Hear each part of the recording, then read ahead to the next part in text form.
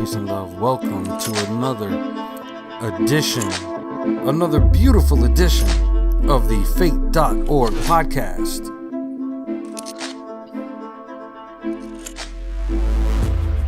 Thank you again for joining us for another installation, another installment, another chapter in the movement that is Fate.org. And I, as always, am your host. The words myth. Is he real? Is he phantom? Know that I am real, and I am here, and I am streaming to you live, in effect, from my consciousness to yours, direct stream, tethered by love and evolution and growth and community, bound and bonded to each other by the stars from the beginning to the end. Well, we're going to get right into it, ladies and gentlemen. Today, we're going to talk about a very important topic that often is neglected.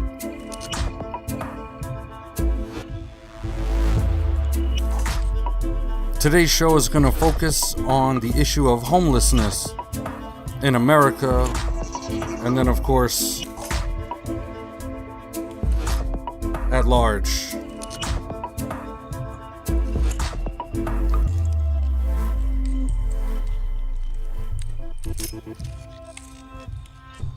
Today we bring two guests, Brother Aeon, Phlo, who has been with us before for a second time, and he's coming through with his brother Kevin, and they're going to talk about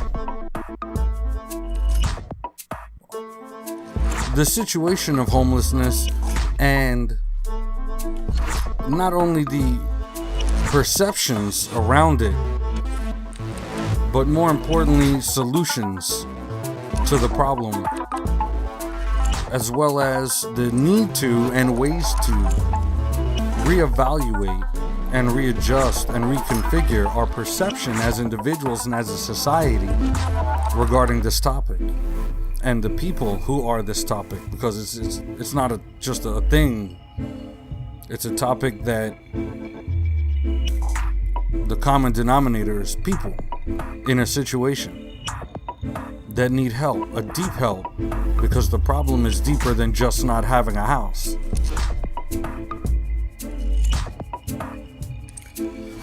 So without much further ado, I definitely don't want to detract from the conversation, so I'm going to leave it at that.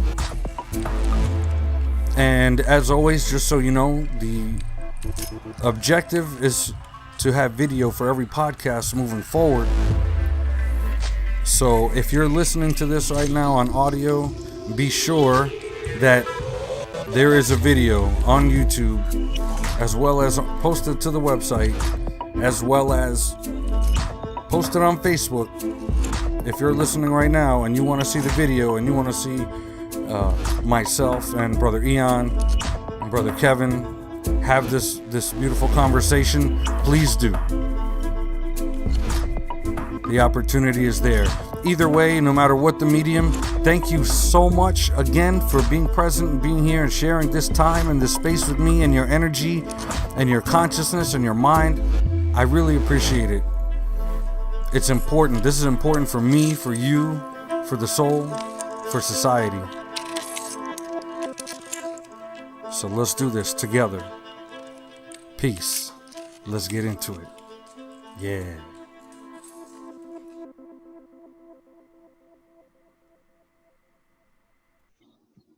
Ladies and gentlemen, welcome. We are here for another episode of the Fate.org podcast. Fate.org, of course, being the People's Honorable Alliance for Exposing the Truth. We are here today with the incredible Aeon Phlo and Brother Kevin Castillo. They're here to tell us about some cutting-edge, wonderful projects that they're working on in the realms of homelessness.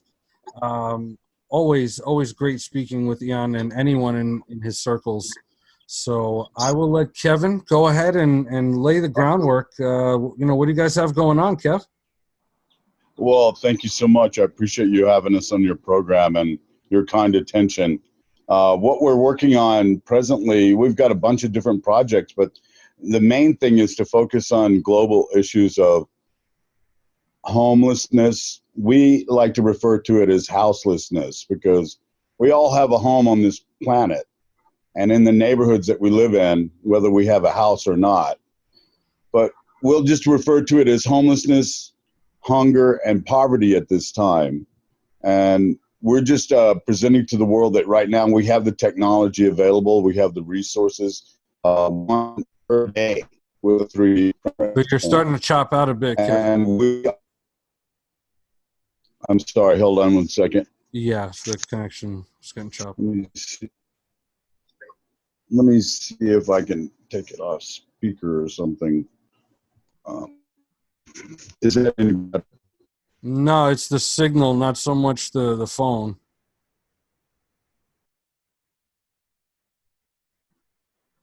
I hear nothing at the moment. Okay, here we go. Thank God for edit. Yes. Kevin, mic check. Can you hear me now? Still a little. Yes. No, you're still Very choppy. Yeah. Very choppy. Hold on one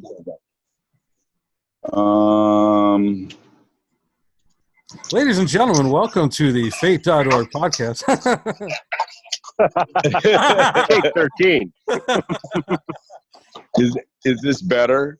Can you hear me now? Yes. At the moment, seems Okay. yes. Good.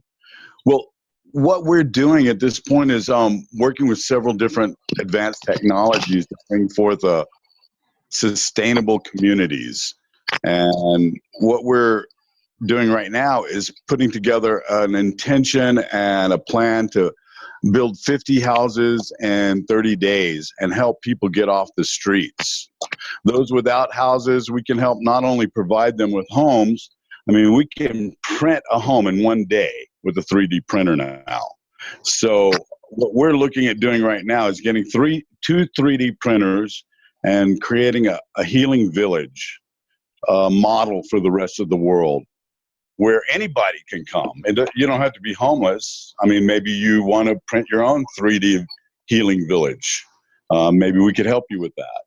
And so what we're doing right now is we want to set a demonstration for the world that we can address all these global issues that we have right now.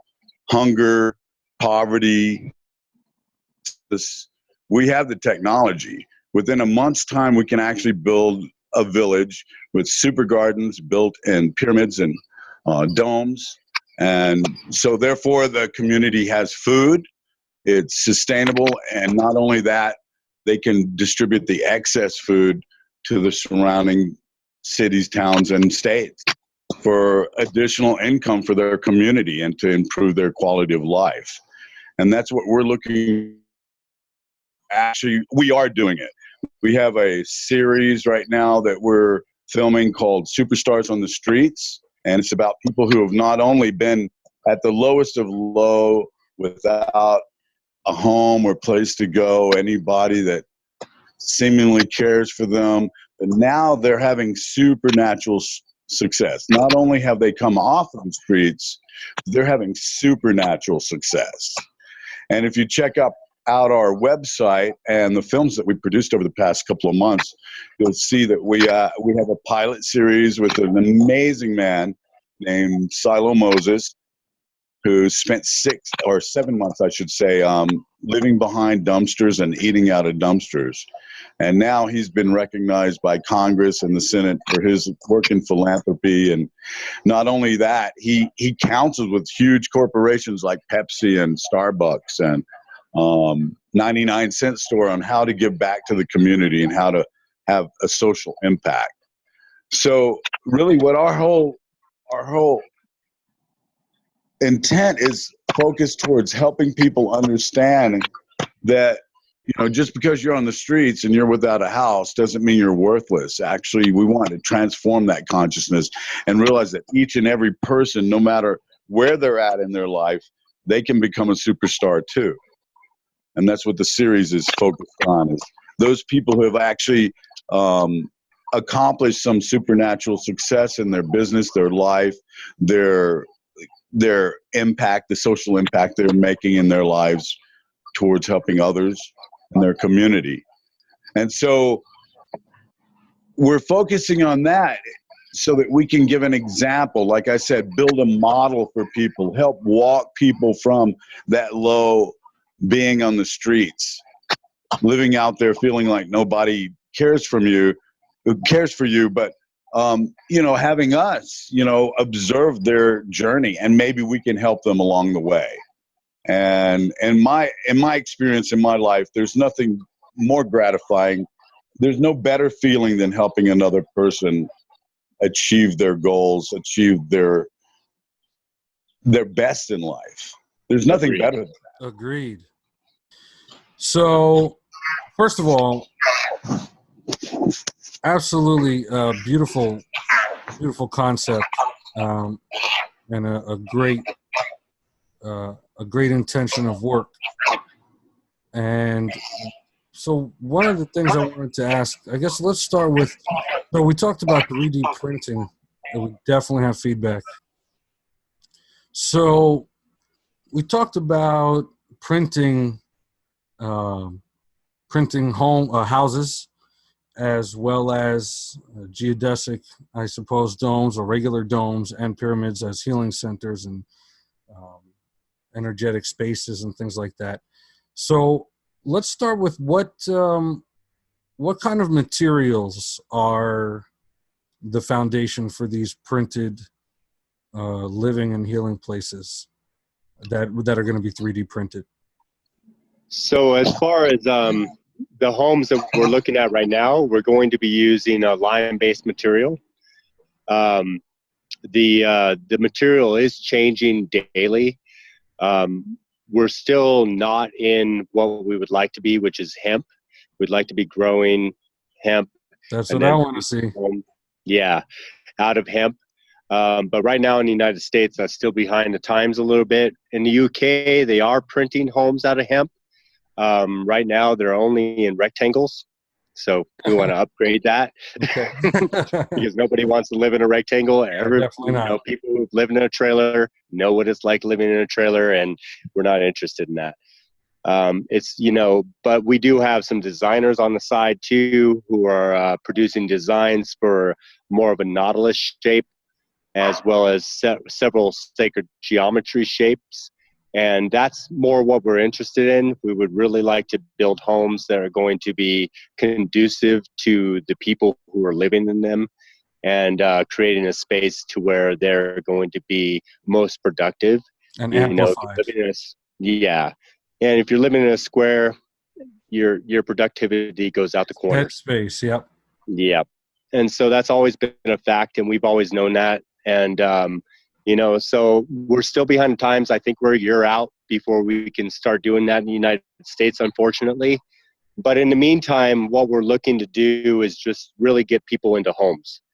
At this point, it's just about upgrading. So, you're coming from the streets. Maybe you're coming from a cardboard box if you're unlucky. Maybe if you're coming from a tent if you're a little bit luckier. And moving them into a space that is for all intents and purposes, it will be fully paid for. So we have another gentleman that we're going to be working with that's going to present a program to the homeless that will allow them to be able to move into these spaces rent-free, and then eventually be able to pay for them completely through the program that he's offering.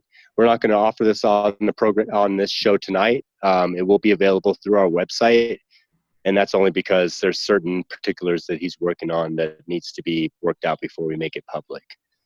But Understood. The intention is right now just to get people off the streets, get them into a home, and once we get them into a home, they're embodying the whole program, which is a prosperity program.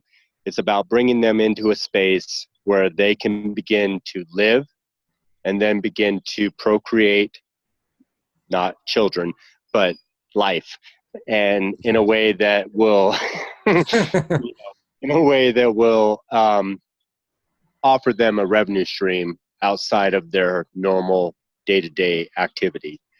And so, at the beginning of this program, because it's the first of its kind in America, we're still going to deal with some, I guess I would say, just to keep it clear, regulations.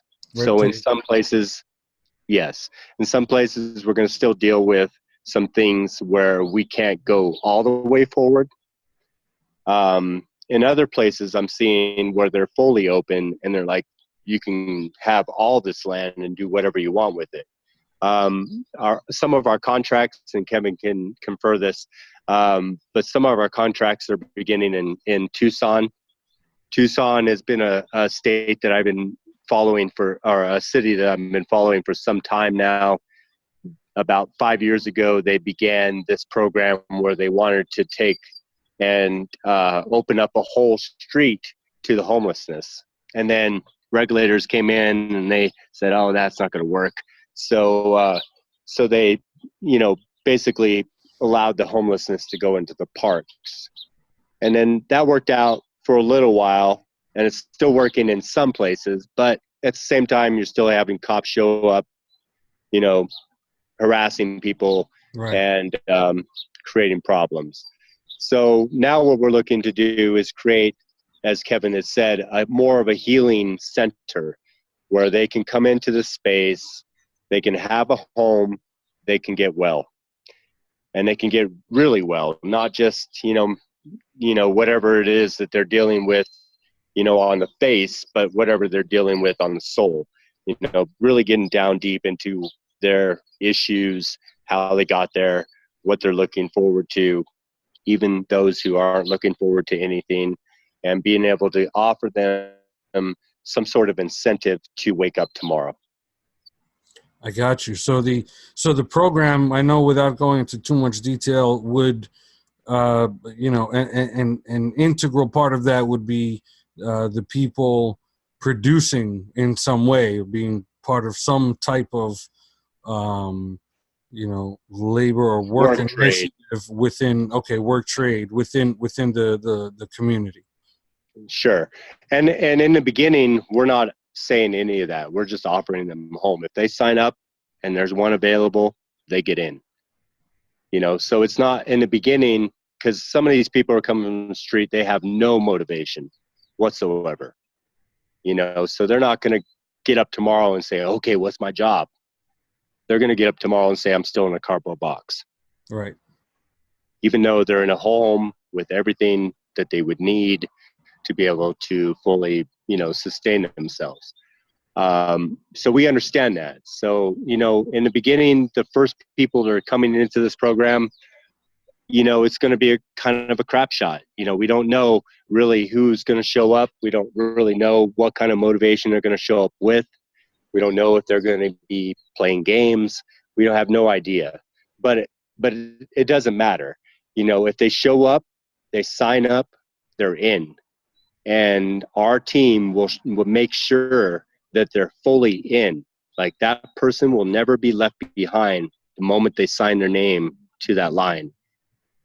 They'll be offered every single way that they can get off the streets, that they can become self-sufficient, and then they can eventually become self-sustaining, which is huge. It's not just a word. Self-sustaining is about being able to make sure that no matter what happens in the next 30 days of your life, you don't ever have to ask anybody for help. You have every single thing you need to pay your cell phone bill, your electric bill, your car bill, your whatever bills are coming in. So one of the things I wanted to respond to also was basically the idea of changing the approach and changing our language and communication and perception as a society with people who are in these situations, exiting the old model, which was a relatively negative negative perception, and which resulted, of course, or which results too often in negative treatment of these people. But essentially making them feel a certain way consistently over time, which only compounds the problem. Which is why I definitely felt a strong need to highlight that point that was made earlier by Kevin. About changing the way that the idea and language and perception with people who are houseless and in these situations, which will tremendously speed up the the curve of their reintegration or reawakening or coming back into a safe self-sustainability. Correct. Would you like to carry on from there, Kevin? Yeah, that's awesome. We, as far as sustainability is concerned, we have pretty much everything we need in this society today to go forward. It's just the way that we use our resources. And we have, Absolutely. a majority of the people, a minority of the people controlling, 90% or 95% of the wealth in this country and abroad. And then and a lot of those people have actually committed to giving away half of their wealth. Now, that's a good intention. Who's going to oversee that? Mostly it's going to be the people who are giving away the wealth, and their own philanthropic organizations. It's a wonderful thing what Bill Gates has done, to help eradicate disease, him and Melinda Gates around the world, childhood disease. They've done an amazing, amazing job. They've done something that people, 30 years ago, 40 years ago, probably wouldn't even thought of, accomplishing. And that's where we're at now. We have a technological curve, like you said, where we can actually implement this technology to help humanity in such a way where we can actually stop what we might call apocalyptic notions in our heads, the creations of our thought forms that we're creating in a place of fear. By turning away from the things that we don't want to look at, like people who are on the streets and we don't know how to help them, so to speak. We can maybe give them some food or some money, and that might help them for the moment or the day. But what are we going to do long term to help ourselves? Because it's not just the people on the streets that are living on the sidewalk in front of us that we're walking by every day. If we do indeed live in those cities, it's the fact that we really don't know what to do in most cases. But now, all of a sudden, we have this technology and all of this stories about the end of the world and, the apocalypse, and that we don't know what to do, and they're going away because we do have a technology that can help us, and the movies and the predilections that we have of being in fear that something horrible is going to happen to us, and those, it's actually just the opposite of that. The robotics and the technology that we have available to us today could actually help lift us out of the mess that we've created on this planet. And so, it's just the opposite sometimes of what we think as human beings. We say, oh, we don't know what to do, but then we turn the corner and then there's something that we can do. And that's what we're offering. We want to partner with people around the world right now to resolve these issues, to do something on a daily basis, weekly basis. How can we do this? How can we implement not only the technology, but how can we redistribute resources in such a way to where when we help people, that's actually beneficial and profitable to our community rather than taking away from us. Just because you help somebody, it shouldn't mean that you're losing something. The truth is we're creating something. Absolutely right. Absolutely right. Yeah, we're creating a new platform of education where, it's just like it was 100 years ago, where if your neighbor needed a barn, all the neighbors came together and they raised that barn. There wasn't one neighbor saying, "Oh, well, I don't know if I'm going to get anything out of this." You know, we lived in community, Right. and it wasn't that long ago. It was only 100 years ago. Everybody had a garden 100 years ago. Everybody. I don't care if they had a little patch out back of their yard. They had a garden. And this is where we've lost touch. And how we're remembering now and coming back together, because in this global catastrophe that we are in the middle of, you know, we have to make some really strong, effective action to stop this. You know, a few years ago, they were saying, "Oh, we have." Hello, are you there? Yes, Can you I'm hear me? here. Oh, okay. It says I'm getting a notice saying this meeting no longer has a time limit. Okay, got it. Oh, wow.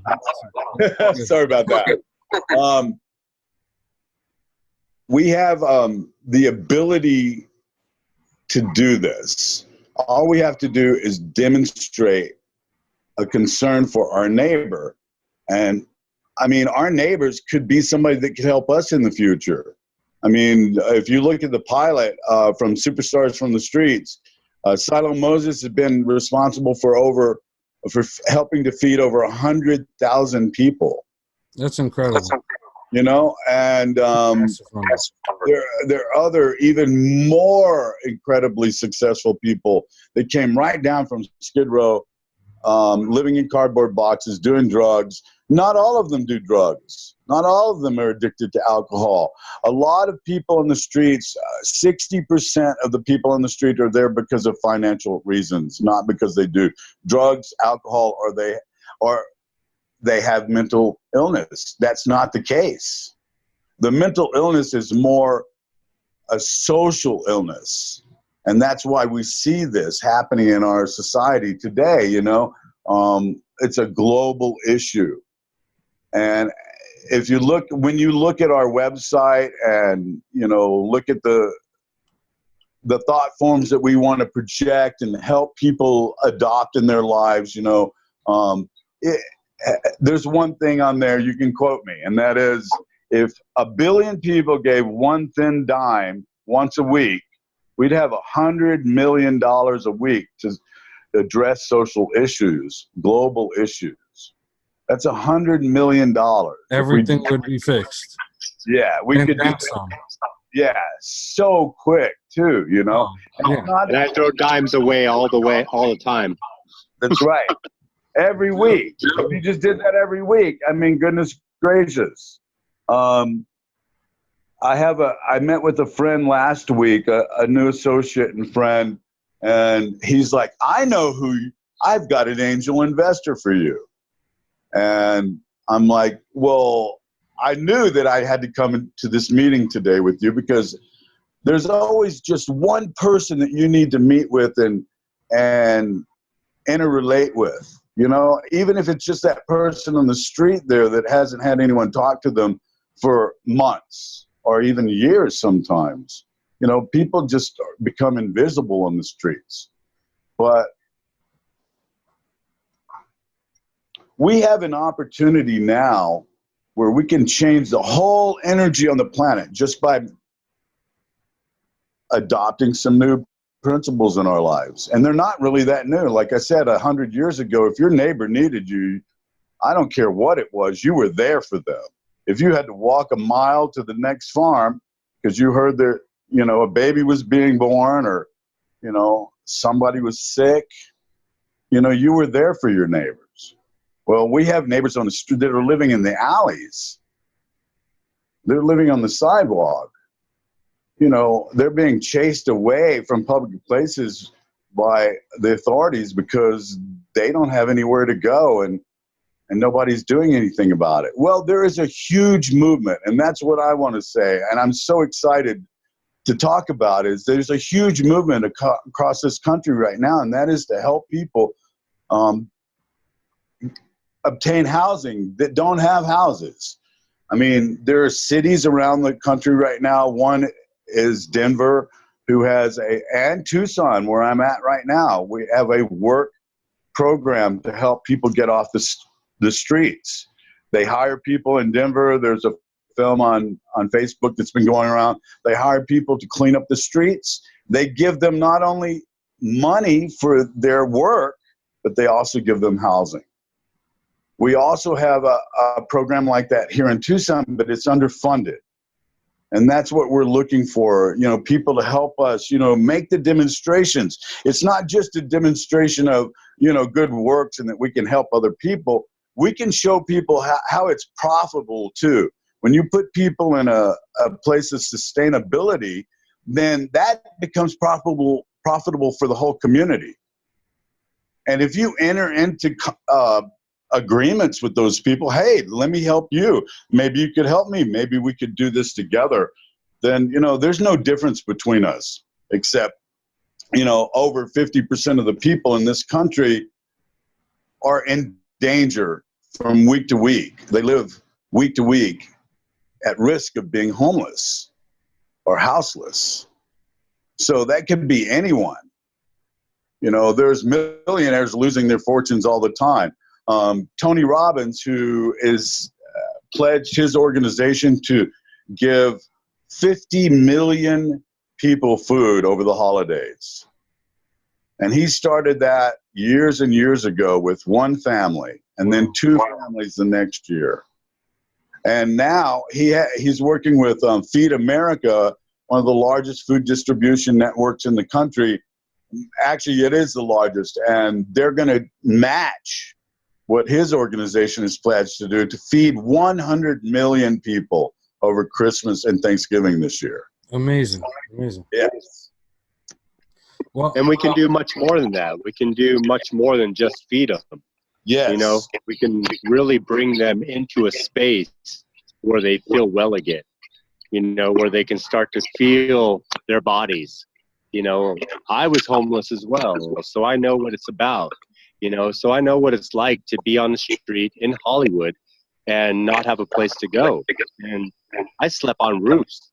I slept anywhere I could, because on the street level, it was dangerous. Like, you could turn a corner and you'd have to deal with 5 different things, everything from a rape to an overdose to somebody doing something stupid, so on the street, it wasn't safe.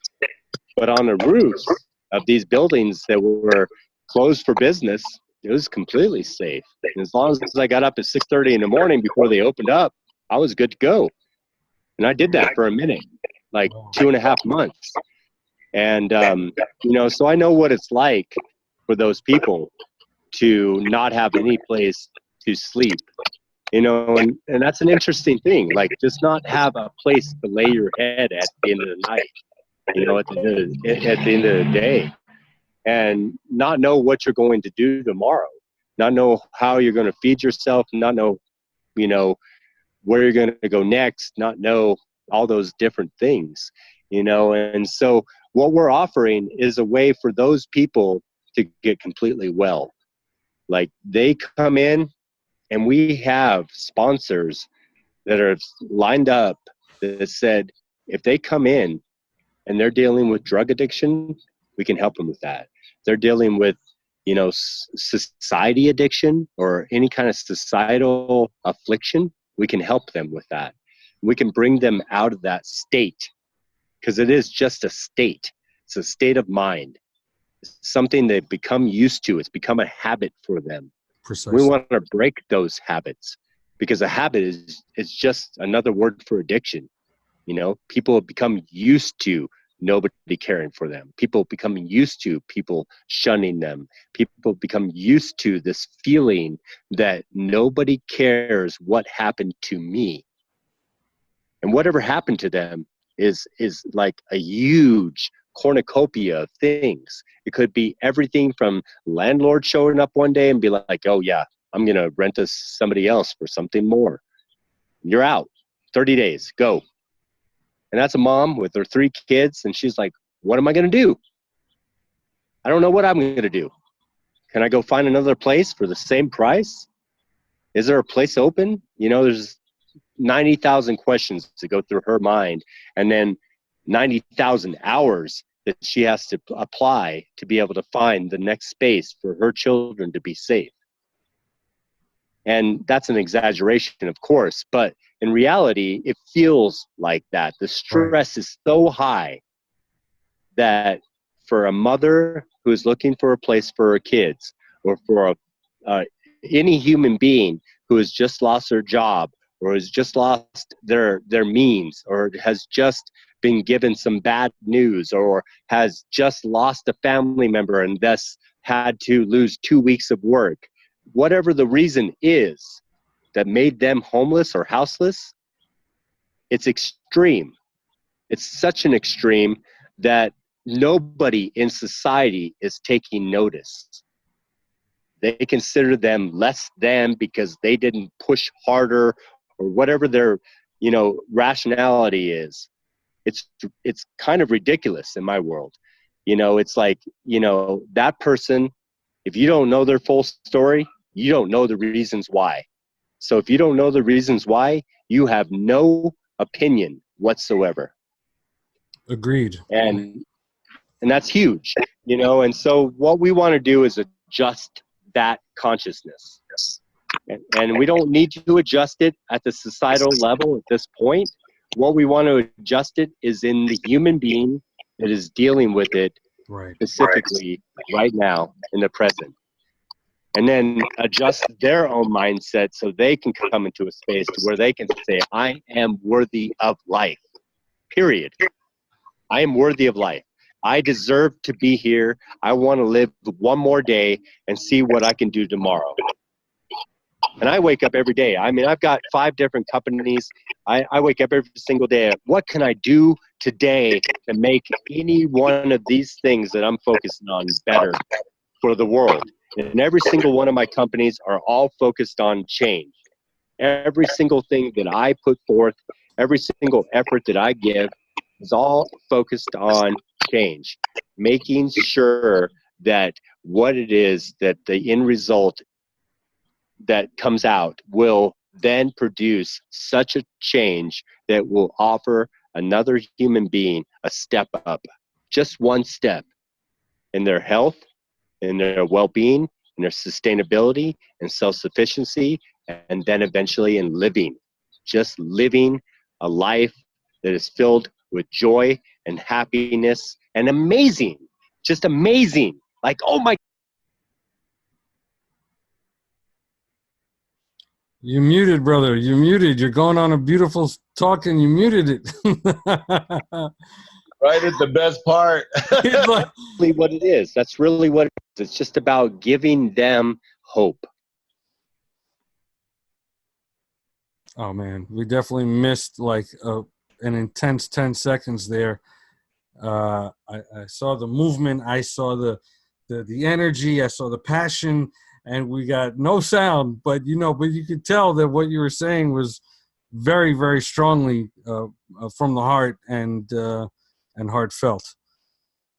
Damn it. I know. Just that one.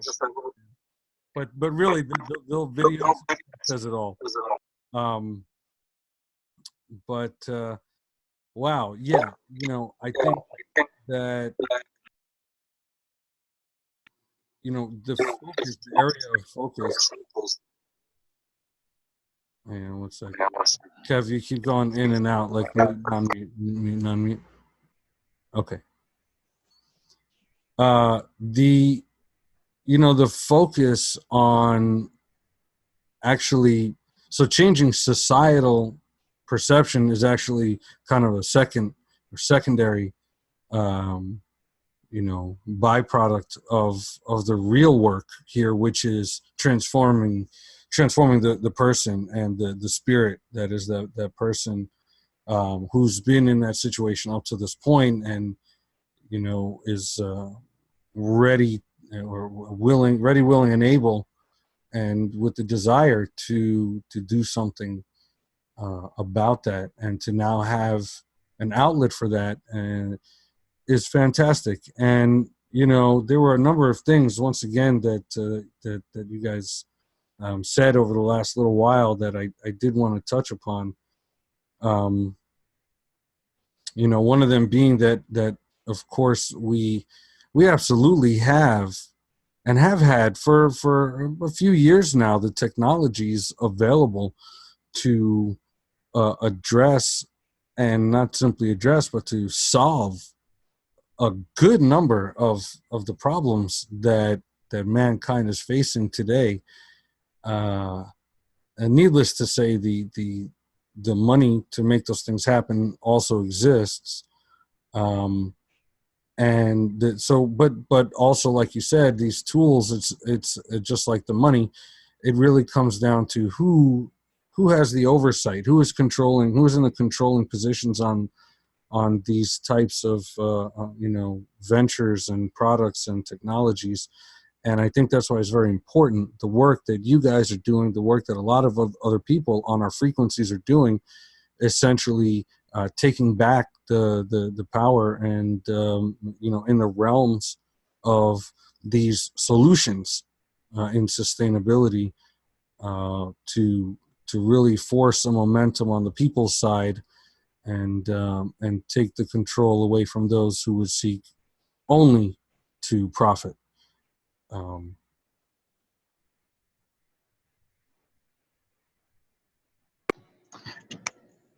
You know, I keep coming back to the fact that we all have these programs, and the thought forms that we have about one another are essentially a micro of, or a macro of the micro, which is inside of ourselves. What the things that we think about our worthiness, and if we fail at something, then does that identify us as a failure? Or and how can we get too close to people that are on the streets or in need, because we have such need within ourselves, and we're so close to maybe being on those streets ourselves sometimes. We're a society programmed with fear, and it's up to us whether we want that to be the legacy for our children and the people around us, our communities. We can actually be really happy right now, because this technology that we have, it's workable. It's in second generation now. The people that we're working with out of Denmark, they have it done. We can build almost any size building. I'm told that they're building 30-story skyscrapers in Shanghai right now with robotics. Some of these machines only require one person to oversee them. So when you think about it, if you can build a house in one day with one or two people, instead of taking 3 to 6 months, to build a house that won't last, will maybe last your lifetime.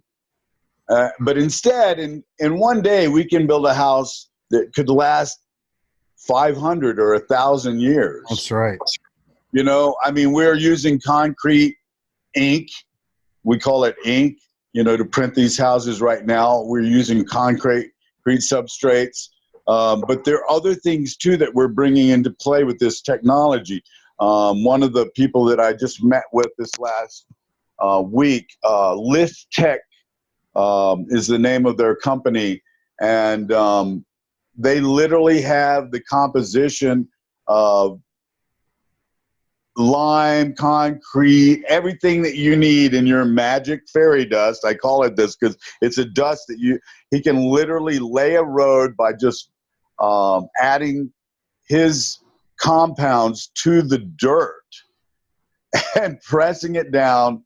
It becomes stone overnight. What Mother Nature takes to build in 100,000 years, we can do in 24 hours now. And so, wow. Yeah, we're talking about building out of wood, very Cro-Magnon wood. We're talking about my field. concrete now. Concrete is like, the substance of the past, although we can build a lot of really cool things with it. But the substrate that we're looking at now is many times stronger than concrete and literally turns dirt into stone overnight. So this is what we're looking at. We don't have any limitations. What we're looking for is people who are willing to let go of the past programming, let go of the fact that, oh, many people want to be homeless. Well, that's the most ridiculous thing I ever heard in my life.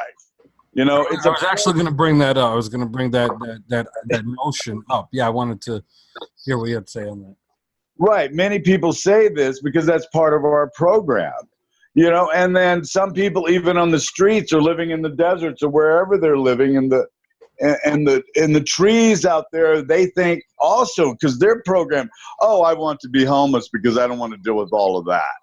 Okay, well, that's a program. And everything that we've learned in the past has been a program by our society, our religion, and our governments. You know, our neighbors and our brothers and sisters and mothers and fathers gave us the programs that they were given. Correct. And therefore we pass them on. Does it mean? Yes. Go ahead. I'm sorry.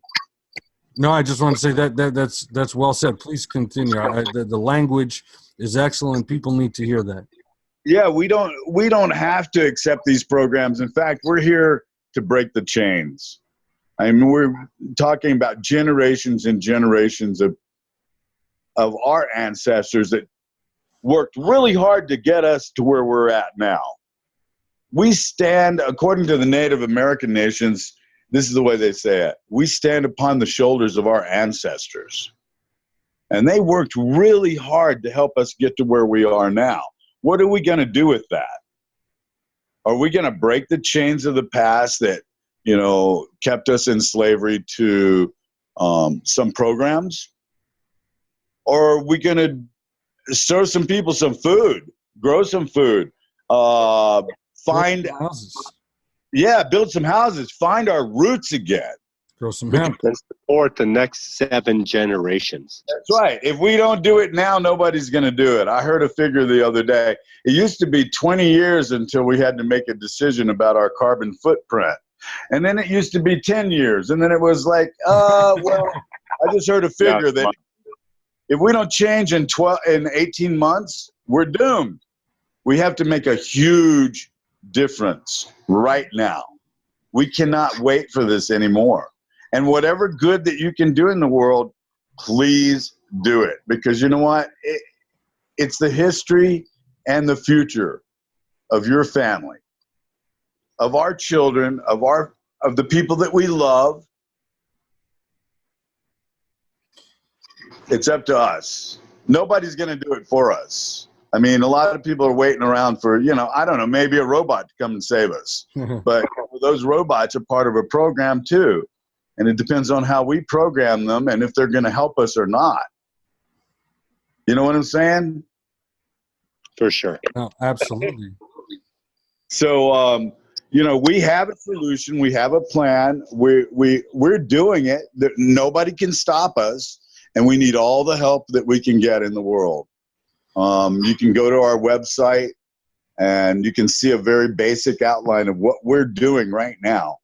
And the campaign that we're on, we're committed to helping create housing, not just housing, but healthy housing for people, you know, healthy communities, you know, healing villages where people can come, like you said, Aeon, and be healed, you know, and it's not, I mean, we all need healing in this life. We've all stepped into a very toxic and scary environment. It's up to us whether we're going to overcome this or not. I mean, we're supernatural. We are. Supernatural is not unnatural. It's just supernatural. So we want to think, right, exactly. We think of a miracle coming to save us, but the truth is we're here to save ourselves. And we are the Avengers. That's right. We are. That's really what it is. We can do it.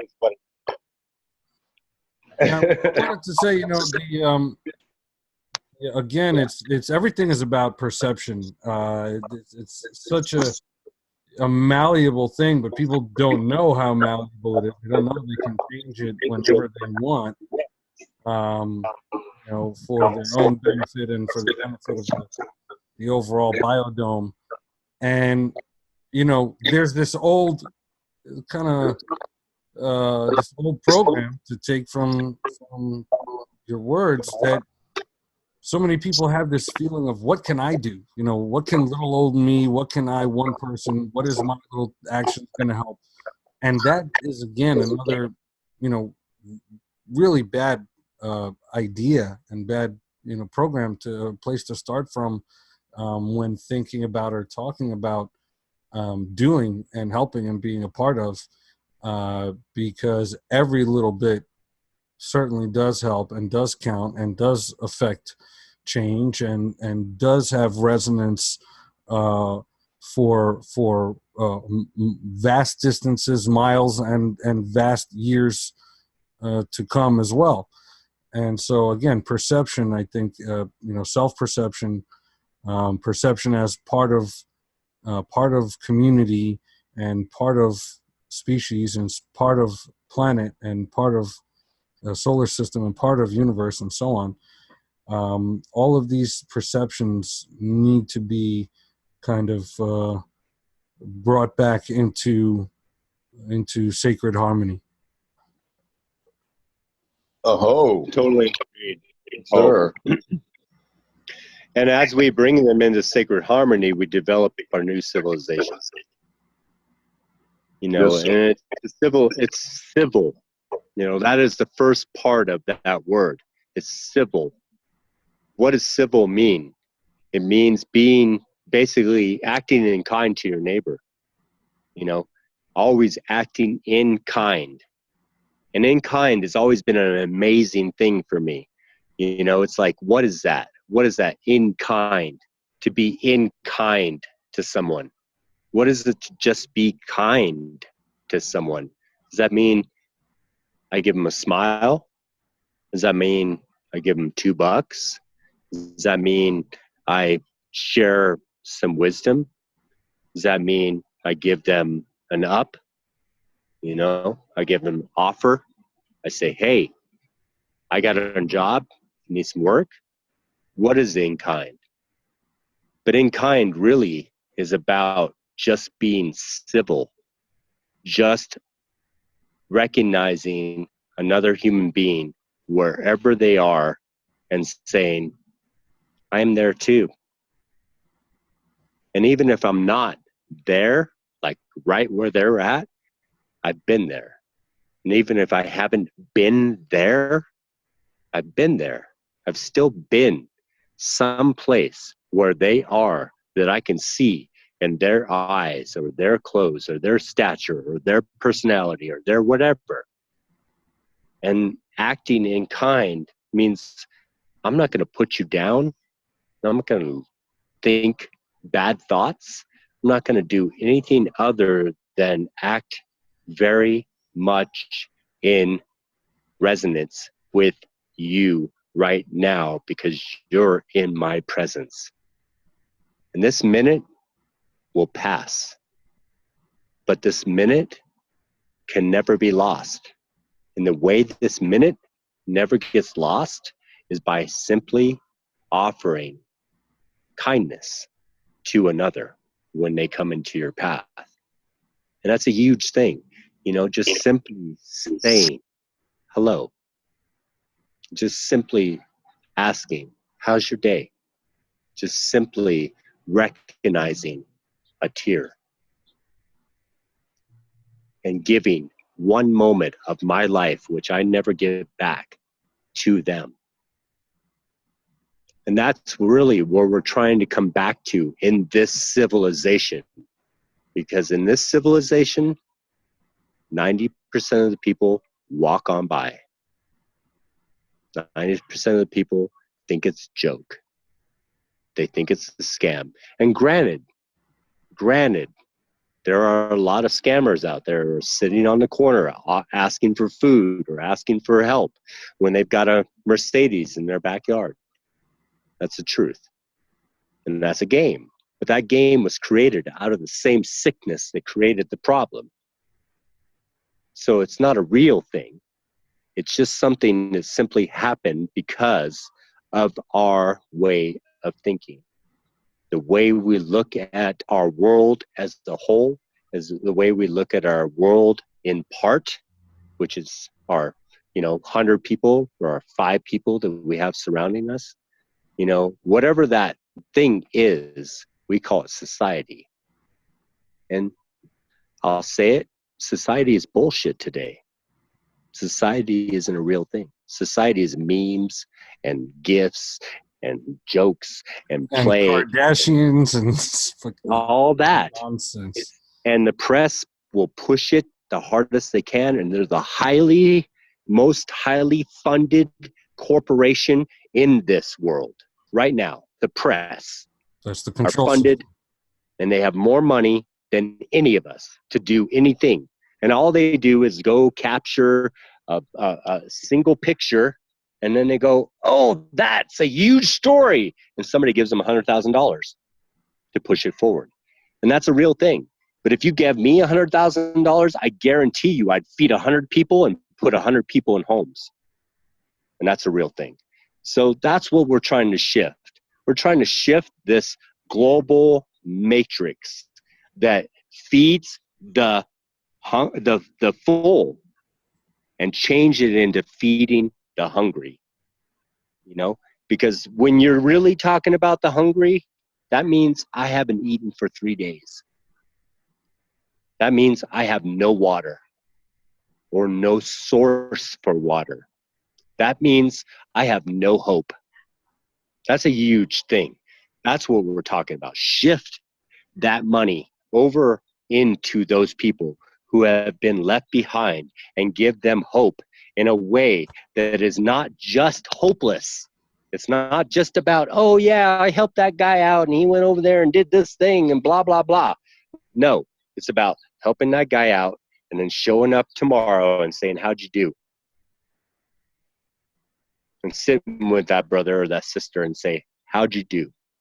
And they'll come back. And I've sat with so many. I can't even count how many people I've sat with on the streets, how many people I've sat with in their homes, how many people I've sat with on the phone and asked them, how'd you do? And they will tell you, I did all right. I showed up.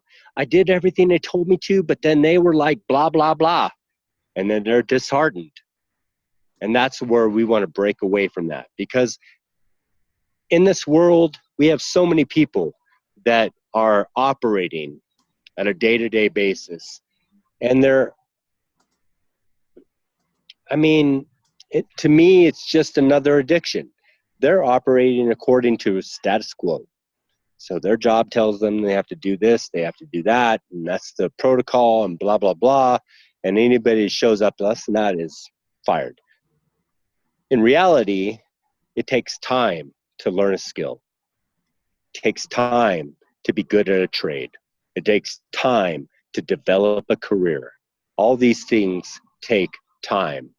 And the typical time for that is 100 hours invested in something to where you know it well enough to teach somebody else. 100 fucking hours. Sorry for my language. But it takes 100 hours. Yeah. And I'm in construction right now. I build houses for a living.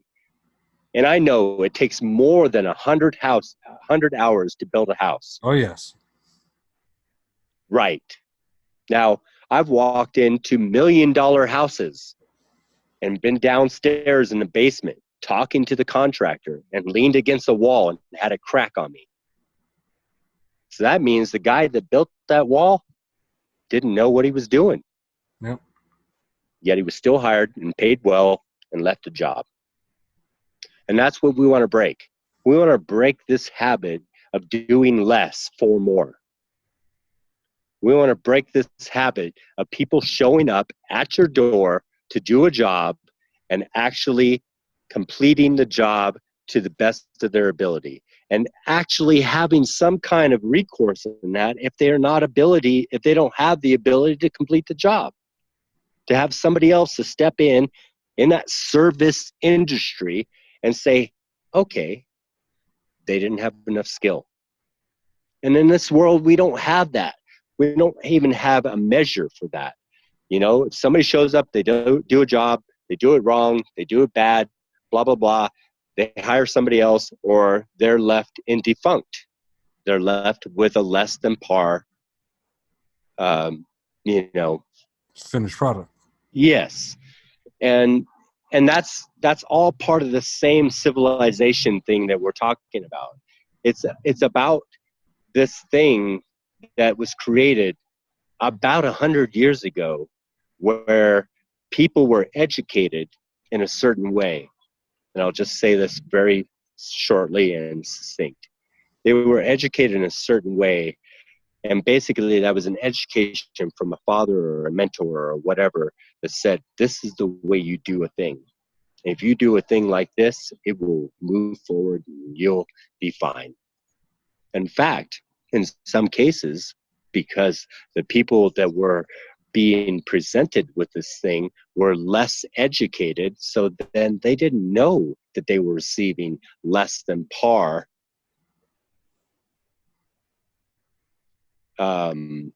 service. They just didn't know. They didn't know that their house was being built with asbestos. They didn't know that these things were happening in their world, where they would eventually experience health consequences because of the practices. They didn't know this. They had no idea. But the educated who are running through these Ivy Leagues showed up and said, yo, this is the way it is. It's all good. And we can do this. And then, oh, here you go. You got a beautiful house. And then they're sick. And they're dying. And they're cancerous. And they think that's just part of the world. And we want to shift that. We want to shift that to such a way that every single person that moves into a home is completely supported in their home, which means their home is a healthy environment. It is resonant to their being. It's not ever going to send a countercharge into their body that will ever affect them in any way. We want to also allow them to walk out into their backyard, into a garden where they're picking their own food, where they're fully supplied with their own energy, and their water is pure, and all that. We have all that technology today. We have the ability to completely provide any human being on this planet with every single thing they need to live, period. No guessing, no wonder, no as ifs. It's a fact. We can provide every single being on this planet with food, water, shelter, and a well-living life. Well said. Well said. Sure. Well said, brother. I'd like to invite everybody to check out the work that we're doing and can you hear me? Yes, please. I was going to say to provide the website information. Absolutely. Yeah, absolutely. Check out the website and the film work that we're doing.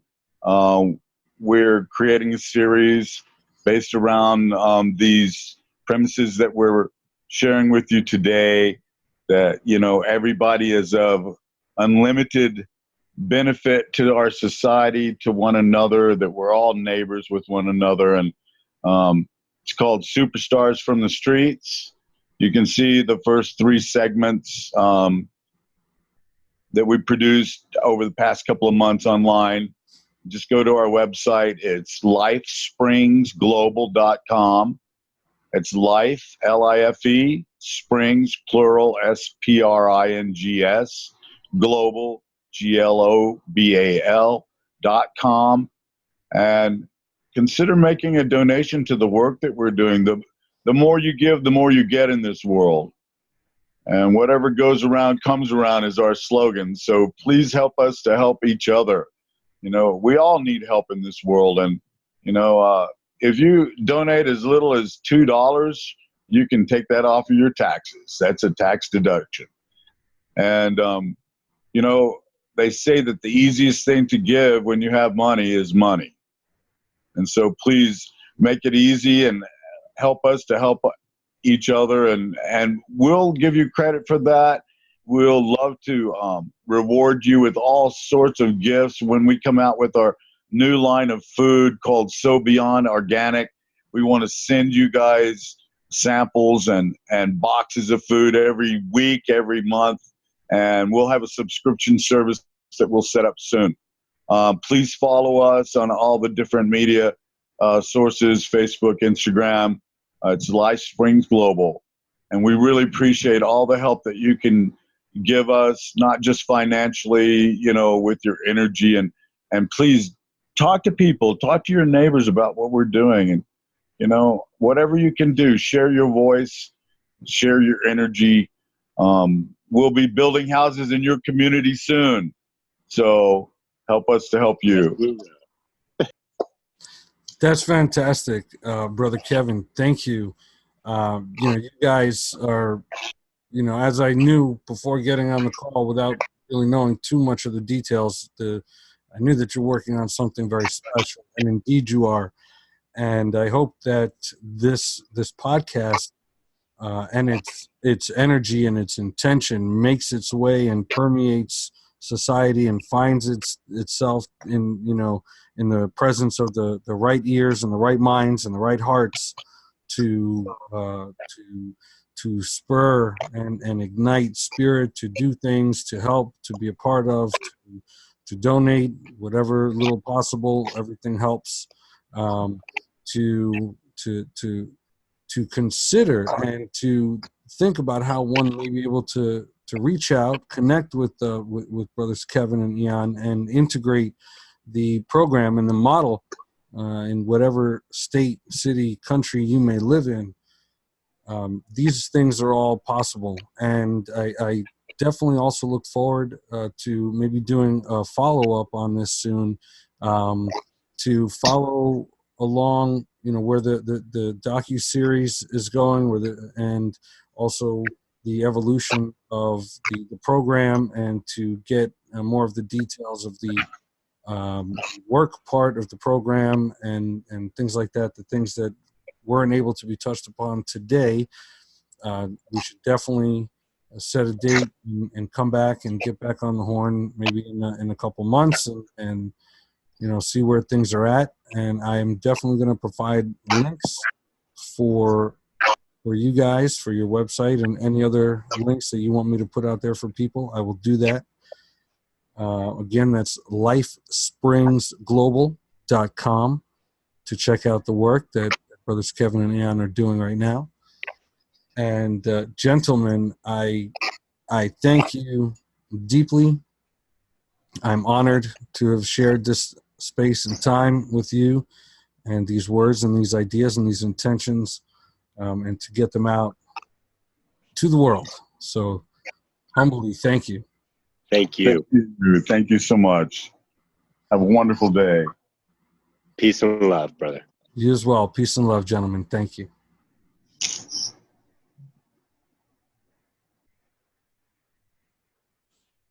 Well, ladies and gentlemen, there you have it.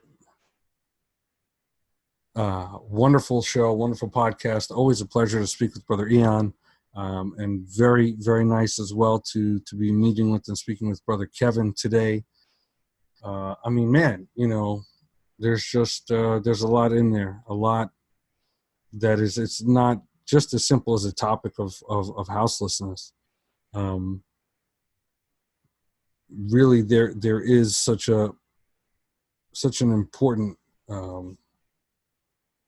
situation there, really, to be put under the microscope, which is perception of self, perception of others, perception of situations, and things like that.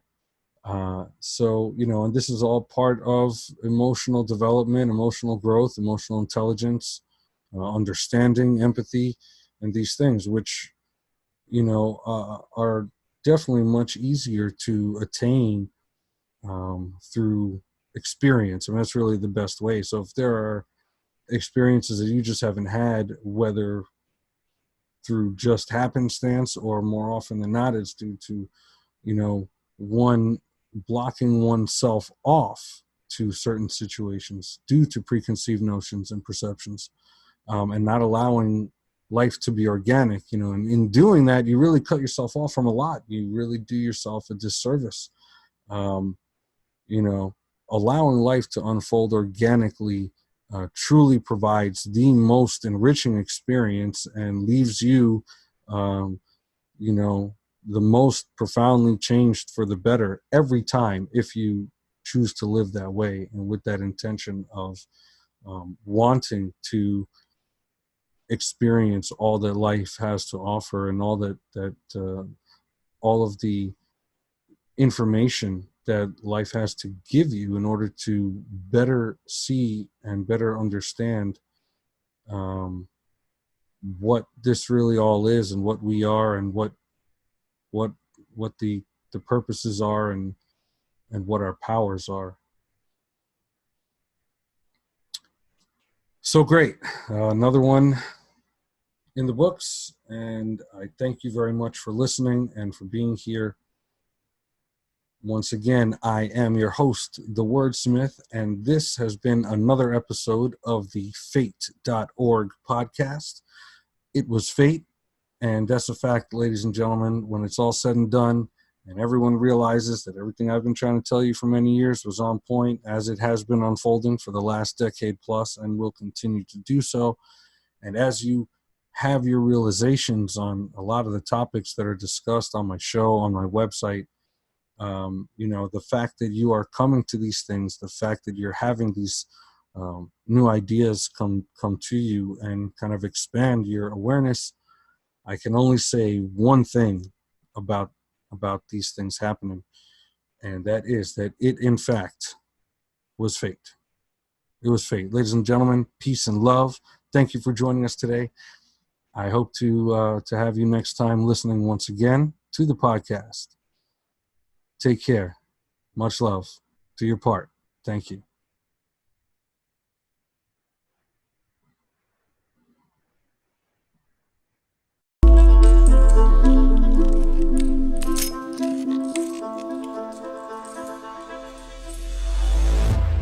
And there you have it, ladies and gentlemen. Another fantastic episode of the Fate.org podcast. Now in the bags. Definitely a lot to think about. A lot of good points made there.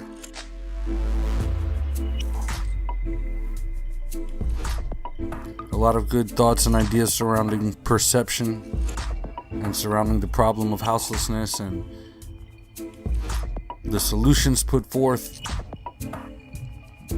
All great opportunities for thought and growth, opportunities for action. Get involved if you'd like. In the description below, you will find links to the work being done presently by Brothers Aeon and Brother Kevin. Feel free to take a little dive into that. Donate if you'd like, or depending on where you are and what you have going on in your neck of the woods, maybe you want to get involved in a deeper way in the unfolding of the project, or in the transmutation of it to your hometown.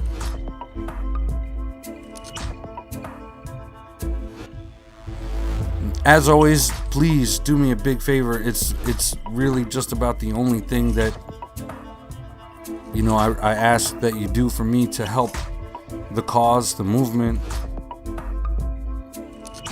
Please like the videos, share, definitely rate the podcast on iTunes, on Google Play, on iHeartRadio, wherever you're listening to me, Stitcher, TuneIn.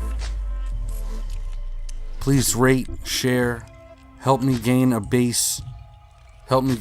base so that we can really start expanding the consciousness of the people here. Lots of exciting news coming your way. Any day now, I'm going to be dropping a new line of jewelry by Fate.org. So get ready for that. Very exciting, very exciting. Can't give away too much, but you're going to love it. So please, again, like, share, comment, be engaged. Help. I need your help to turn this into something great because, this is all phase one for me, really. And for Fate.org, this is phase one. The things that we aim to do are just massive.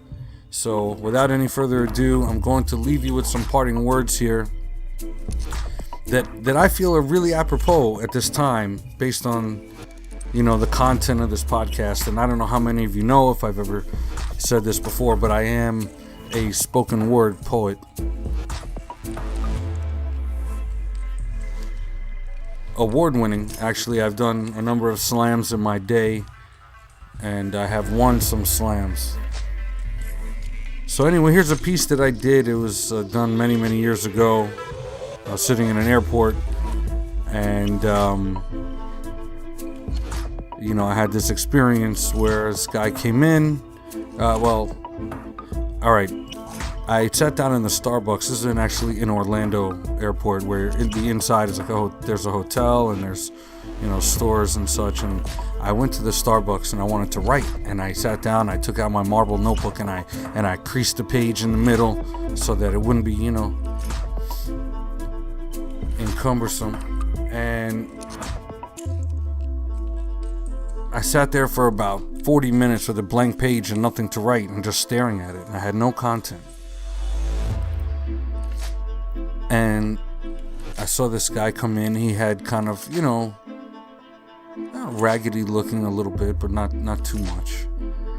And he just kind of meandered off into the corner and sat there by himself at a table. And about another half an hour went by, and I guess it took him that time to kind of muster up the courage or whatever he needed to come and ask me. And he came over and he said, "Excuse me, sir, I'm really sorry to bother you." He said, "Do you think you'd be able to help me, with 50 cents so I can get a cup of coffee?" And with that, I handed him $1.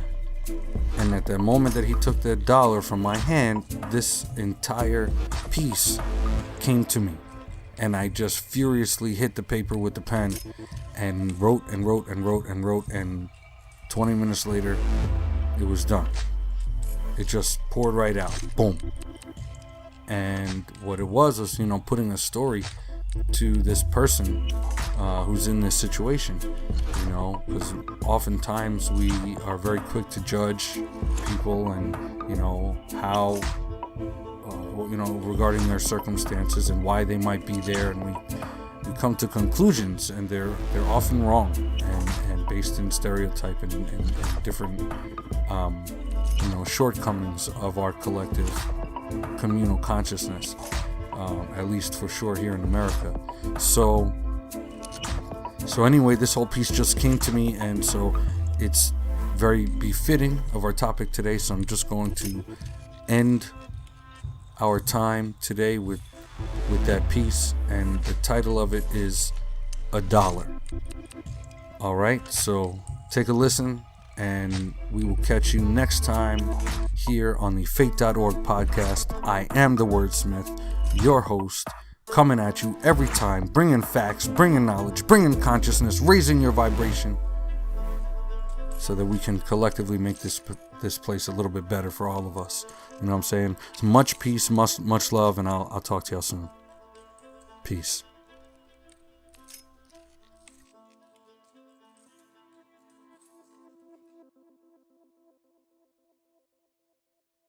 You see him in your path from a mile away. You think you know a story and what he's going to say, so you decide to turn and look the other way because that poor guy caught you on the wrong day.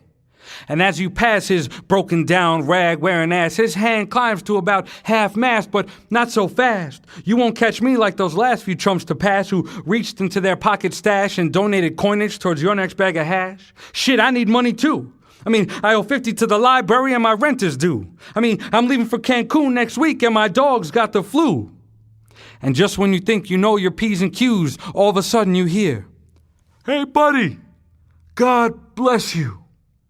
All of a sudden in your mind you freeze, because you replay it and see that he's down on his knees, and not once did he ask or beg or say please. He just gave you a blessing with the greatest of ease. You realize your ignorance is a viral disease, and after debate inside your inner space, you stop in desire to try and save face. So you probe into his life to understand his present strife, and well, here's what you find. Apparently he was outstanding in high school and went on to higher school and was doing all right, till the funds got low. He couldn't afford it no more. So he wanted to make his life a little better, joined the army, became a Vietnam veteran, and when he came back, he was more mistreated than he had ever been. So one day he happened to bump into love's door and found a woman who loved him and would forevermore. Well, they got married and had some kids to adore. He said it was the first time he could escape his plaguing thoughts of the war. And then one day his wife for life left him because he got fired from his job. And he got fired from his job because his wife left him. How does that work? Well, you see, for years his boss had an eye for his precious Dawn, right? And in an effort to pursue her, hired him as a pawn. And then one day when their relationship was looking kind of iffy, boss man called him into the office and fed his unsuspecting ass a stiffy. So now, no more honeykins because hubby's boss man's where the money is. Isn't it fucked up how funny life is? So he said they're mine and she said they're my kids. So there he is. No wife, no job, the kids are gone, and his nightmares from Nam have all come back. And they repossessed his apartment at that. So this brings us to where he's currently at. See, now we understand the complexity of his hand. He was dealt the worst cards in the deck, forced to play and lose, but still deserves respect, for he is a man. And as you proceed to roam this land as free as a man can, because a man should be as free to roam as can this land, and with your Friday dinners at Fridays, or your spring break waiting for waves in the wake, or your hourly pit stops at those stock pots called Starbucks where your cell phone chimes, or you just drop the line to call your boy and just holla. But you weren't going to stop and make someone's day by giving your heart in the form of $1? Look, you don't have to listen to me, but never forget, that penniless, broken, yet still genuine soul could have been your father.